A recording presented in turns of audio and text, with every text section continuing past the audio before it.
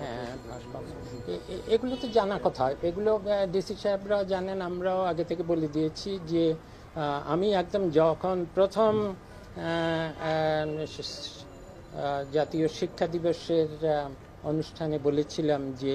শিক্ষকদের মধ্যে সবচেয়ে অবহেলিত হলো বেসরকারি খাতের এমপিওভুক্ত স্কুল শিক্ষকরা, এবং তাদের জন্য আমাদের যতদূর করার আমি চেষ্টা করব। সেভাবে তাদের যেমন অনলাইন ভিত্তিক বদলির একটা ব্যবস্থা করছি, তাদের যে ভাতাগুলো পান এগুলো অত্যন্ত অপ্রতুল। আমাদের সীমিত সাধ্যের মধ্যে তাদের ভাতাগুলো যতদূর বাড়ানোর সেটার চেষ্টা করে যাচ্ছি। এখন একটা বাজেট তৈরি হচ্ছে আগামী বছরের জন্য, এবং এই শিক্ষকদের তাদের যেই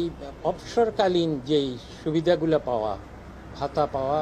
অবসরকালীন এটাকে কি বলে, পেনশনই বলুন আর যাই বলুন, এটা কিন্তু তাদেরই টাকা, এবং 6,000 7,000 টাকা সেখানে জমা হয়ে থাকার কথা ছিল, যেটা এখন আর নাই। এখন এই বা তাদের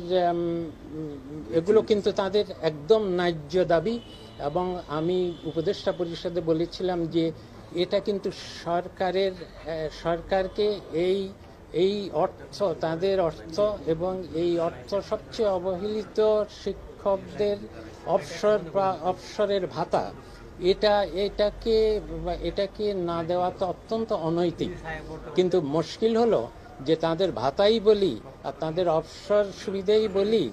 এক বছরের বাজেটের উপর তো সব চাপিয়ে দিয়ে সমাধান করা যাবে না, এটা তো আর্থিকভাবে সম্ভব না। আমরা অনেকভাবে চেষ্টা করছি, যেমন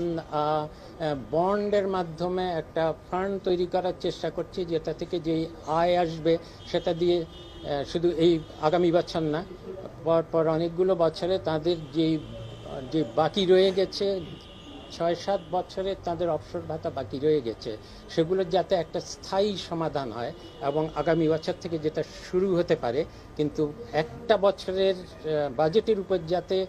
অধিক চাপ না পড়ে, সেই জন্য বন্ড দিচ্ছি, যে বন্ডগুলো দিয়ে আগামী কয়েক বছরের মধ্যে যত বকেয়া আছে সব শোধ করা যাবে। আর এতে করে এক বছরের বাজেটের উপর অনেক বেশি আর্থিক চাপ পড়বে না। আর তাদের যে সমস্ত শিক্ষা খাতে অনেক সমস্যা আছে, এখন এক বছরে তো সমাধান হবে না। কোথাও আমি বলেছি যে কোথাও মাদ্রাসা, তারপর স্কুল, এগুলোর এবং যেই ইয়েগুলো কারিগরি শিক্ষা প্রতিষ্ঠানগুলো, কোথাও স্কুল আছে শিক্ষক নাই, কোথাও শিক্ষক আছে কিন্তু ছাত্র আছে কিন্তু ভালো ইয়েগুলো পড়ে গেছে, দালান কোঠাগুলো ভেঙে গেছে। এখন এই যে অসঙ্গতিগুলো, এগুলো তো অপরিকল্পিতভাবে পুরো শিক্ষা ব্যবস্থা এতদিন অপরিকল্পিতভাবে ছিল, এটাকে হঠাৎ করে তো রাতারাতিভাবে ঠিক করা যাবে না। কিন্তু আমরা চাচ্ছি যে শুধু অবকাঠামো তৈরি করে খালি পড়ে থাকা বা মানসম্মত শিক্ষা না দেওয়ার থেকে বরং অবকাঠামোর কিছু ঘাটতি থাকলেও যাতে শিক্ষার মান উন্নত হয়, যাতে শিক্ষকরা আরেকটু ভালো সুযোগ সুবিধা পেতে পারেন, সেদিকে চেষ্টা করব। এ কারণে আপনারা দেখবেন যে আগামী বছরের বাজেটে উন্নয়ন খাতে শিক্ষা, স্বাস্থ্য বা সামাজিক সুরক্ষার ক্ষেত্রে উন্নয়ন বাজেটে বরাদ্দর দিক থেকে খুব বেশি বরাদ্দ না থাকলেও পুরো বাজেটে কিন্তু শিক্ষা, স্বাস্থ্য এবং সামাজিক সুরক্ষা খাতে আমাদের চেষ্টা করব যে অন্তত আনুপাতিকভাবে অন্যান্য বছরের তুলনায় একটু বেশি বরাদ্দ দিতে। এ কারণে বলছি, কারণ যখন শুধু দালান কোঠা তৈরি করা হয় সেটা